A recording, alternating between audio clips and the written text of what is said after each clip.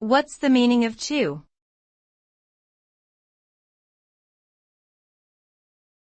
Chew.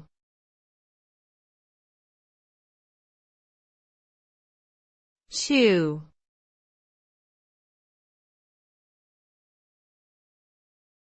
Chew.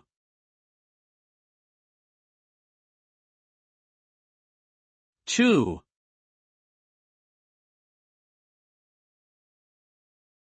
Chew typically means to grind food with one's teeth in order to break it down into smaller pieces that can be swallowed. The result of chewing is the mechanical breakdown of food into smaller particles, making it easier for enzymes in the digestive system to break down and absorb nutrients.